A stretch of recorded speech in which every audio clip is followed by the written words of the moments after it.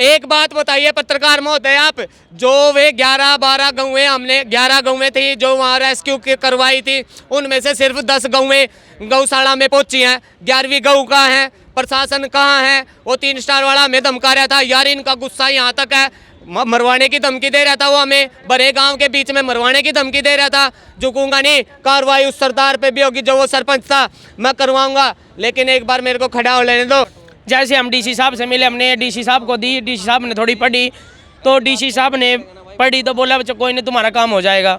तो हमने बोला ठीक है सर, आप हमारे को एक रसीद दीजिए। तो उन्होंने बोला रसीद अभी पाड़ू इसको, अभी इनको बाहर निकालो इसको, ऐसे बोले।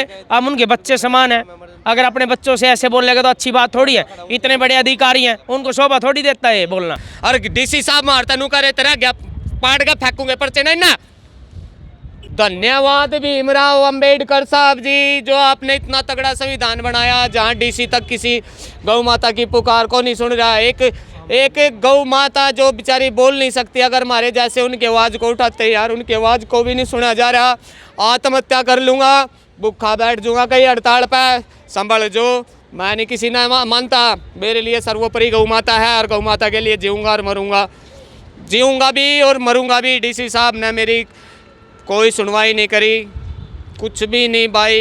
कल ना झूठे केस लगेंगे, मैंने पता है। कल ना मैं किसी CIA के द्वारा बिठवाया जा सकूं या किसी और प्रशासन के द्वारा भी किसी झूठे केस में बिठाया जा सकूं। आज तक मेरा कोई पुलिस रिकॉर्ड नहीं है, आज तक मेरा कोई पुलिस रिकॉर्ड नहीं है, लेकिन कल ना मेरे ऊपर झूठे आरोप लगेंगे। ठीक है जी, भाई हमको नहीं मरते, हम मर गए तो इस आंदोलन न चला होगा कौन? अगर हम मर गए तो इस आंदोलन न चला होगा कौन? हम खड़े हैं भाई, हम खड़े हैं भाई, आइए रे भाई, हम खड़े हैं 5-7 जने। आंदोलन चला दिया तो रुकते नहीं भाई। इनके खिलाफ क्यों ना कार्रवाई हो? क्या गौ माता सिर्फ मेरी है, तुम्हारी नहीं है? क्या गौ माता सिर्फ मेरी है? कोई इसकी आवाज उठाने वाला नहीं है। मैं खाऊंगा गोली। आज डीजी साहब नहीं सुन रहा, कोई MP नहीं सुन रहा। मुख्यमंत्री ने योजना चला दी, 60,000 गौएं अंदर होंगी। कहाँ प्रचार है गौ माता का? कहाँ प्रचार है? जो 60,000 गौ माताएं आपके सामने ऑन कैमरा फोन मिलाता हूँ, जिसका मैं नंबर दे रखा, मिलाइए भाई नंबर उसका। नमस्कार, मैं हूँ आपके साथ अभिमन्यु शर्मा। तस्वीरें पानीपत के लघु सचिवालय की है और सारी प्रशासनिक गतिविधियाँ यहीं से संचालित होती है। और यहाँ संविधान के निर्माण में अपना सबसे महत्वपूर्ण योगदान देने वाले डॉक्टर भीमराव अंबेडकर की इस प्रतिमा को देख सकते हैं। और इस प्रतिमा के नीचे बैठे हुए हैं गौ सेवक कर्णनाथ, जो डॉक्टर अंबेडकर को नमन करते हुए नज़र आ रहे हैं। लेकिन क्या कुछ बात है, थोड़ा सा वो हम उनसे जानेंगे क्यों बैठे हुए हैं। और जो गोरक्षक भाई है, गौ सेवक है, वो भी यहाँ पर पहुँचे हुए हैं। और थोड़ी देर पहले ये पानीपत उपायुक्त को ज्ञापन सौंपने के लिए गए हुए थे, ज्ञापन सौंप कर आ चुके हैं। और अब इनसे जानते हैं कि क्या कुछ मामला है, किस लिए इन्होंने ज्ञापन सौंपा है और पानीपत उपायुक्त ने क्या कुछ इन्हें आश्वासन दिया है, क्या कुछ कहा है। जी कर्ण भाई, एक तो ये बताइए, आप वहाँ पर बैठे डॉक्टर अंबेडकर को नमन कर रहे थे, क्या कुछ कारण है इसका? अंबेडकर के काफ़ी बड़े आप अनुयायी लगते हैं। अनुयायी तो हूँ जी मैं, लेकिन गात में जो आग लगेगा है ना, वह गात में आग इतनी लग रही है कि कल ना मैं किसी CIA के द्वारा बिठवाया जा सकूं या किसी और प्रशासन के द्वारा भी किसी झूठे केस में बिठाया जा सकूं। आज तक मेरा कोई पुलिस रिकॉर्ड नहीं है, आज तक मेरा कोई पुलिस रिकॉर्ड नहीं है, लेकिन कल ना मेरे ऊपर झूठे आरोप लगेंगे। क्यों? मैं चले हूँ अपनी गौ माता के लिए और चलूँगा। डीसी साहब से ज्ञापन सौंपने की मैंने 4-5 दिन पहले की तैयारी करी थी। हम 20-25 आदमी दिहाड़ी छोड़ कर भी यार, कम से कम एक आदमी 1000-1500 रुपये कमा रहा होगा, 50,000 रुपये का हम खर्चा कर रहे। और डीसी साहब मारता नू करे तेरा पाट का फेंकूंगे पर्चे नहीं ना। रसीद मांगने पर हमें कोई रसीद नहीं मिली, कुछ नहीं मिला, कोई हमें संतुष्टि नहीं हुई। गौ माता ऐसे ही धक्के खाएगी।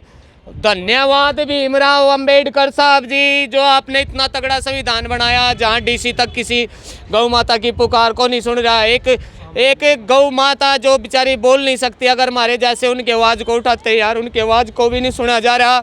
आत्महत्या कर लूँगा, भूखा बैठ जाऊँगा कहीं हड़ताल पर, संभल जो, मैं नहीं किसी ने मानता। मेरे लिए सर्वोपरि गौ माता है और गौ माता के लिए जीऊँगा और मरूँगा, जीऊँगा भी और मरूँगा भी। डीसी साहब ने मेरी कोई सुनवाई नहीं करी, कुछ भी नहीं भाई। कल ना झूठे केस लगेंगे, मैंने पता है। कर्ण भाई, आप कोई त्रिकालदर्शी है, भविष्यवक्ता, आप पहले ही बता देते हैं, आप संभावनाएं जता देते हैं कि मेरे साथ ये होगा, इसका कारण क्या है? सरकार ऐसी है जी, सरकार ऐसी है और क्या करेंगे। जो जो गौ माता की आवाज उठा रहा है उसको ऐसे उठा के अंदर डाला जाएगा। सरकार का तो काम ही यही है। और आज कोई अपनी मनमर्जी चल रही है। मैं बीजेपी अध्यक्ष से मिला था पानीपत, दुष्यंत भट्ट जी से, उन्होंने सांत्वना दी थी डीसी साहब से मीटिंग कराएंगे, फोन कराया, फोन नहीं उठाते। मैं पहुंचा आज अपने 2-4 भाइयों ने लेकर, चलो यार शांति प्रिय तरीके से काम कर लेंगे यार, शायद डीसी साहब हमारी सुन ले। वहाँ भी सुनवाई नहीं हुई। कल ना कोई आंदोलन करेंगे, फिर ठाका घेरेंगे यार तो हमने किसकी परमिशन ली। कल ना करना, जब अनशन पर बैठेगा है ना गौ माता के लिए, जब अनशन पर बैठेगा, जब नू कहेंगे यार तू तो संविधान से बाहर काम कर रहा है। धन्यवाद जी, धन्यवाद, धन्यवाद। संविधान का दुरुपयोग, एक गौ माता जिसकी हजारों लाखों एकड़ धरतियाँ हमारे बड़ों ने छोड़ रखी हैं, हमारे बड़ों ने, हमारे दादा परदादाओं ने छोड़ रखे, उस पर अवैध कब्जे करवा रखे। आज गौ माता, कोई तो गौ माता के अंदर खाल के अंदर भूसा भर रहा है, कोई सिर्फ इसलिए उनको कैद कर देता है। 11-12 गौ माताएं हम मोहम्मदपुर में रेस्क्यू करके आए थे, जिनको 1 हफ्ते से कोई पानी नहीं, कोई खाना नहीं था। कोई गौ माताओं को गौशालाओं में रख के उसको जिंदा जी बुगले उसको खा रहे हैं। घायल बीमार पे जो गौशालाएं खुल रही हैं, 1-1 फुट कीचड़ के अंदर, 1-1 फुट कीचड़ के अंदर गौ माताएं खड़ी हैं, छोटे छोटे गौवंश खड़े हैं। जो गौ माता 3 पैरों पर हैं वे खड़ी हैं, इनके खिलाफ क्यों ना कार्रवाई हो? क्या गौ माता सिर्फ मेरी है, तुम्हारी नहीं है? क्या गौ माता सिर्फ मेरी है? कोई इसकी आवाज उठाने वाला नहीं है। मैं खाऊंगा गोली, मैं खाऊंगा गोली। आज डीसी साहब नहीं सुन रहा, कोई एमपी नहीं सुन रहा। मुख्यमंत्री ने योजना चला दी, 60,000 गौवें अंदर होंगी। कहाँ प्रचार है, कहाँ प्रचार है गौ माता का, कहाँ प्रचार है? जो 60,000 गौ माताएं आपके सामने ऑन कैमरा फोन मिलाता हूँ, जिसका मैं नंबर दे रखा, मिलाइए भाई नंबर उसका। एक बार अपने ज्ञापन के विषय बताइए, ज्ञापन किस चीज? ज्ञापन का विषय जी, ज्ञापन का विषय यही था हमारा, गौ माताओं को न्याय मिलना चाहिए। हमने ये तक कह दिया था, हमारे ज्ञापन में लिखा हुआ है भाई हम फ्री ऑफ कॉस्ट गौ माता, हम अपने खर्चे से गौ माताओं को गौशाला तक पहुँचाएंगे। अपनी गौ माता को फ्री ऑफ कॉस्ट अपने खर्चे से गौशाला तक पहुंचाएंगे। हमें सिर्फ उन गौशालाओं के नाम दीजिए जिसमें हम अपनी गौ माताओं को सुरक्षित पहुंचा सके। और हमने ये भी आश्वासन लिख रखा है, जितना हम पे होगा हम दान भी देंगे।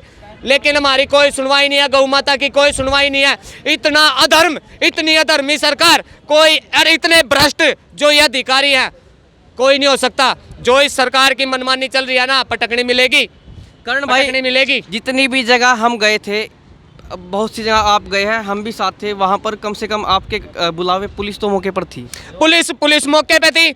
एक बात बताइए पत्रकार महोदय आप, जो वे 11-12 गौवें, हमने 11 गौवें थी जो वहाँ रेस्क्यू करवाई थी, उनमें से सिर्फ 10 गौवें गौशाला में पहुंची हैं। 11वीं गौ कहाँ है? प्रशासन कहाँ है? वो 3 स्टार वाला हमें धमका रहा था यार, इनका गुस्सा यहाँ तक है, मरवाने की धमकी दे रहा था वो हमें, बड़े गांव के बीच में मरवाने की धमकी दे रहा था। झुकूंगा नहीं, कार्रवाई उस सरदार पे भी होगी जो वो सरपंच था, मैं करवाऊंगा। लेकिन एक बार मेरे को खड़ा हो लेने दो, मैं किसी अधर्मी को नहीं बख्शूंगा जो गौ माता पे अन्याय कर रहा है। क्या हाल कर रखा गौ माता का आप लोगों ने, क्या हाल कर रखा? आप आवाज़ नहीं उठा सकते, आप साथ नहीं दे सकते, आप कुछ नहीं कर सकते, डूब कर मर जाओ। अभी आप ज्ञापन सौंपने गए थे, उस पर आपको क्या कुछ रिस्पॉन्स मिला? कुछ नहीं रिस्पॉन्स है जी, कुछ नहीं रिस्पॉन्स है। या तो किसी की गोली लगेगी या मैं ठाका भीतर गिरा जाऊंगा। क्यों? मैं रुक नहीं सकता। आप सीधा इन बातों पर आ जाते हैं, आप ऐसी बात बोल क्यों रहे हैं? ऐसा अभी आप किसी के खिलाफ तो नहीं गए हैं? मैं खिलाफ नहीं जी, खिलाफ पहुंचा दिया जाता है ना, खिलाफ पहुंचा दिया जाता है। क्या हूँ? नॉर्मल सा गरीब आदमी हूँ, ना मेरी बैक तगड़ी है, ना मैं किसी MP MLA को जानता, ना मेरा कोई भाई तगड़ा बैकग्राउंड है, राजनीति है मेरे पीछे, कुछ भी नहीं। नॉर्मल सा आदमी उठा आज गिर दें, कल ना कोई पूछने भी नहीं आवे। तो चलिए, कुल मिलाकर आपको किसी से कोई उम्मीद है या फिर आप खुद ही ये मानते हैं कि आपको ही करना होगा जो करना है? भाई साहब ना समलट देगा करवाऊंगा। उम्मीद की ऐसी तैसी टैक्स देते हैं, हर चीज़ का टैक्स देते हैं भाई साहब। बिल्कुल काम करवाऊंगा, करना पड़ेगा, प्रशासन को काम करना पड़ेगा, नहीं तो करण आजाद जो नाथ जी के चेले हैं ना, गुरु गोरखनाथ का चेला हूँ भाई, झुके नहीं करता मैं। चलिए, विषय ये था कि ज्ञापन सौंपने गए हैं ये, और वहाँ की और पानीपत उपायुक्त से मिले, देवा भी वहाँ पर साथ में थे। सभी भाइयों को जय श्री राम, जय गौ माता की जी।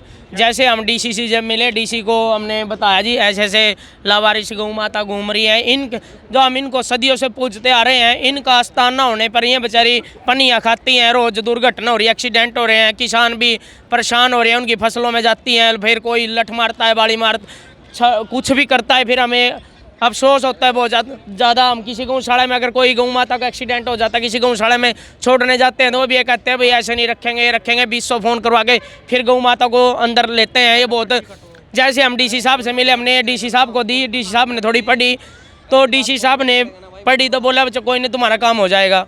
तो हमने बोला ठीक है सर, आप हमारे को एक रसीद दीजिए। तो उन्होंने बोला रसीद अभी पाड़ू इसको, अभी इनको बाहर निकालो इसको।